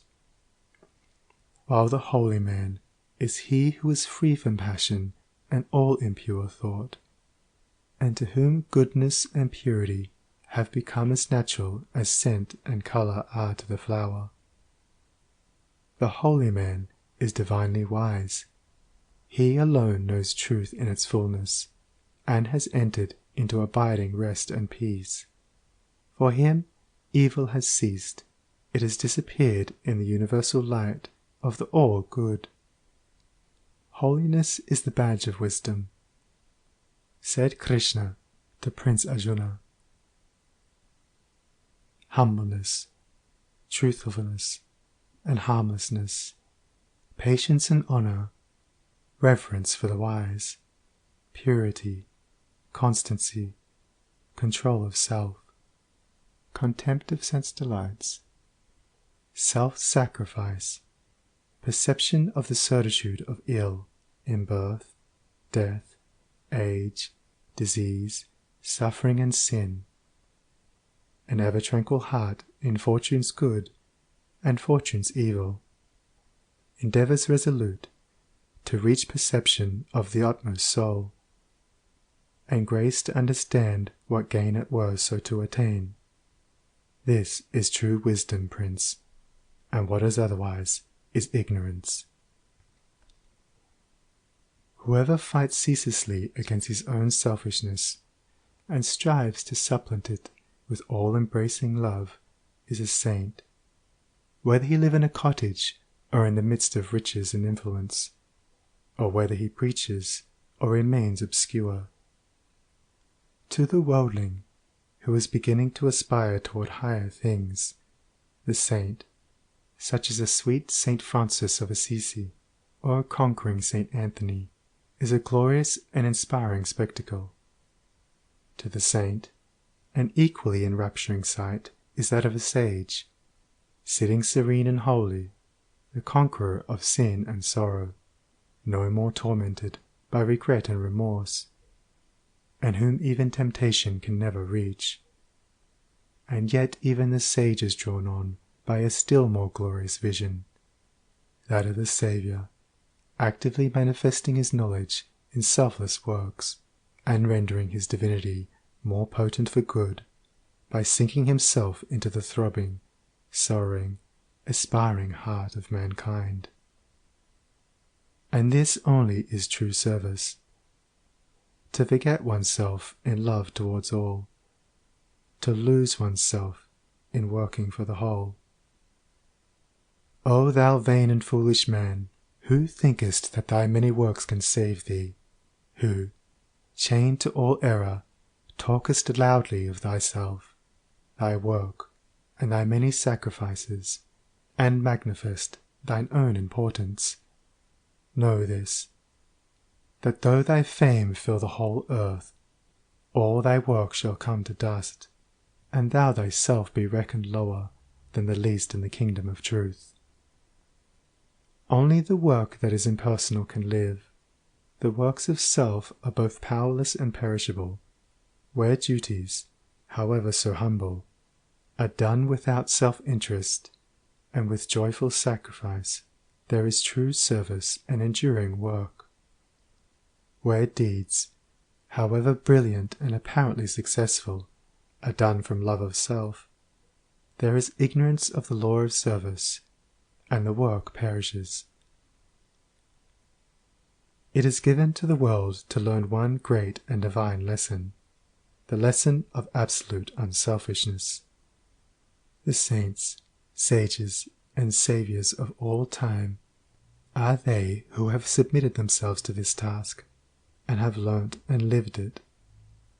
All the scriptures of the world are framed to teach this one lesson. All the great teachers reiterate it. It is too simple for the world, which, scorning it, stumbles along in the complex ways of selfishness. A pure heart is the end of all religion, and the beginning of divinity. To search for this righteousness is to walk the way of truth and peace, and he who enters this way will soon perceive that immortality which is independent of birth and death, and will realize that in the divine economy of the universe the humblest effort is not lost. The divinity of a Krishna, a Gautama, or a Jesus is the crowning glory of self-abnegation, the end of the soul's pilgrimage in matter and mortality, and the world will not have finished its long journey until every soul has become as these, and has entered into the blissful realization of its own divinity. Great glory crowns the heights of hope by arduous struggle won. Bright honour rounds the hoary head of that mighty works hath done. Fair riches come to him who strives in ways of golden gain, and fame enshrines his name who works with genius glowing brain. But greater glory waits for him who, in the bloodless strife, gainst self and wrong, adopts, in love, the sacrificial life. And brighter honour rounds the brow of him who, mid the scorns of blind idolaters of self, accepts the crown of thorns. And fairer, purer riches come to him who greatly strives to walk in ways of love and truth to sweeten human lives. And he who serveth well mankind exchanges fleeting fame for light eternal, joy and peace, and robes of heavenly flame. End of Chapter 6. Chapter 7 of the Way of Peace, the realization of perfect peace. In the external universe there is ceaseless turmoil, change and unrest. At the heart of all things there is undisturbed repose. In this deep silence dwelleth the Eternal. Man partakes of this duality, and both the surface change and disquietude, and the deep-seated eternal abode of peace, are contained within him. As there are silent depths in the ocean which the fiercest storm cannot reach, so there are silent, holy depths in the heart of man which the storms of sin and sorrow can never disturb. To reach this silence, and to live consciously in it, is peace. Discord is rife in the outward world, but unbroken harmony holds sway at the heart of the universe. The human soul, torn by discordant passion and grief, reaches blindly toward the harmony of the sinless state, and to reach this state and to live consciously in it is peace. Hatred severs human lives, fosters persecution, and hurls nations into ruthless war. Yet men, though they do not understand why, retain some measure of faith in the overshadowing of a perfect love, and to reach this love and to live consciously in it is peace. And this inward peace, this silence, this harmony, this love, is the kingdom of heaven, which is so difficult to reach because few are willing to give up themselves and to become as little children. Heaven's gate is very narrow and minute. It cannot be perceived by foolish men, blinded by vain illusions of the world, e'en the clear-sighted who discern the way, and seek to enter, find the portal barred, and hard to be unlocked. Its massive bolts are pride and passion, avarice and lust. Men cry peace, peace, where there is no peace, but on the contrary, discord, disquietude and strife. Apart from that wisdom which is inseparable from self-renunciation, there can be no real and abiding peace. The peace which results from social comfort, passing gratification, or worldly victory is transitory in its nature, and is burnt up in the heat of fiery trial. Only the peace of heaven endures through all trial, and only the selfless heart can know the peace of heaven. Holiness alone is undying peace. Self-control leads to it, and the ever-increasing light of wisdom guides the pilgrim on his way. It is partaken of in a measure as soon as the path of virtue is entered upon, but it is only realized in its fullness when self disappears in the consummation of a stainless life. This is peace, to conquer love of self and lust of life, to tear deep-rooted passion from the heart, to still the inward strife. If, O reader, you would realize the light that never fades, the joy that never ends, and the tranquility that cannot be disturbed, if you would leave behind forever your sins, your sorrows, your anxieties and perplexities, if, I say, you would partake of this salvation, this supremely glorious life, then conquer yourself. Bring every thought, every impulse, every desire into perfect obedience to the divine power resident within you. There is no other way to peace but this, and if you refuse to walk it, your much praying and your strict adherence to ritual will be fruitless and unavailing, and neither gods nor angels can help you. Only to him that overcometh is given the white stone of the regenerate life, on which is written the new and ineffable name. Come away, for a while, from external things, from the pleasures of the senses, from the arguments of the intellect, from the noise and the excitements of the world, and withdraw yourself into the inmost chamber of your heart, and there, free from the sacrilegious intrusion of all your selfish desires, you will find a deep silence, a holy calm, a blissful repose, and if you will rest there a while in that holy place, and will meditate there, the faultless eye of truth will open within you, and you will see things as they really are. This holy place within you is your real and eternal self. It is the divine within you, and only when you identify yourself with it can you be said to be clothed in your right mind. It is the abode of peace, the temple of wisdom, the dwelling place of immortality. Apart from this inward resting place, this mount of vision, there can be no true peace, no knowledge of the divine, and if you can remain there for 1 minute, 1 hour, or 1 day, it is possible for you to remain there always. All your sins and sorrows, your fears and anxieties are your own, and you can cling to them or you can give them up. Of your own accord you cling to your unrest. Of your own accord you can come to abiding peace. No one else can give up sin for you. You must give it up yourself. The greatest teacher can do no more than walk the way of truth for himself, and point it out to you. You must walk it for yourself. You can obtain freedom and peace alone by your own efforts, by yielding up that which binds the soul, and which is destructive of peace. The angels of divine peace and joy are always at hand, and if you do not see them, and hear them, and dwell with them, it is because you shut yourself out from them, and prefer the company of the spirits of evil within you. You are what you will to be, what you wish to be, what you prefer to be. You can commence to purify yourself, and by so doing can arrive at peace, or you can refuse to purify yourself, and so remain with suffering.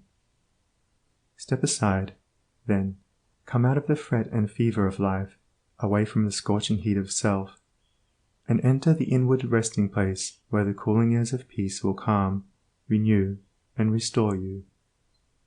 Come out of the storms of sin and anguish. Why be troubled and tempest-tossed when the haven of peace, of God, is yours? Give up all self-seeking, give up self, and lo, the peace of God is yours.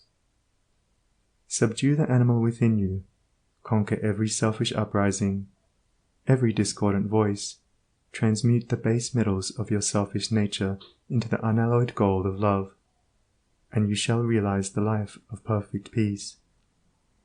Thus subduing, thus conquering, thus transmuting, you will, O reader, while living in the flesh, cross the dark waters of mortality, and will reach that shore upon which the storms of sorrow never beat, and where sin and suffering and dark uncertainty cannot come.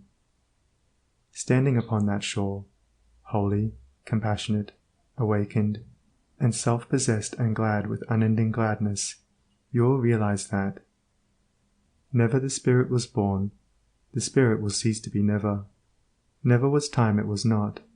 End and beginning are dreams. Birthless and deathless and changeless remaineth the Spirit forever. Death hath not touched it at all, dead though the house of it seems. You will then know the meaning of sin, of sorrow, of suffering, and that the end thereof is wisdom, will know the cause and the issue of existence, and with this realization you will enter into rest, for this is the bliss of immortality, this is the unchangeable gladness, this the untrammeled knowledge, undefiled wisdom, and undying love, this, and this only, is the realization of perfect peace.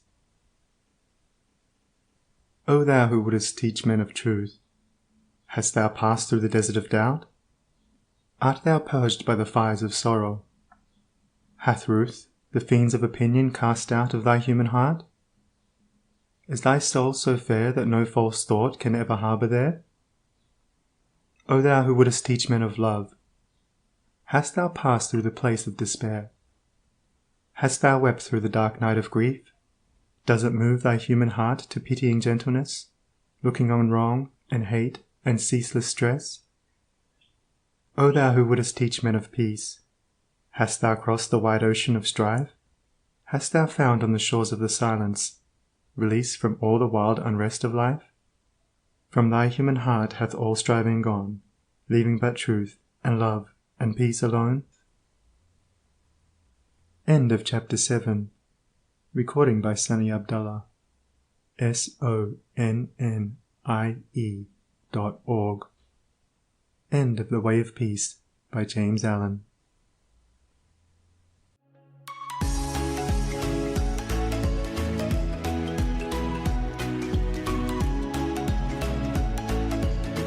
Start listening now. Sign up for your 3-book, 30-day free trial from AudioBooks.com. Click the link in the video description and get your 3 audiobooks free today. There's no strings attached, and you can cancel anytime. Click the link in the video description and sign up now.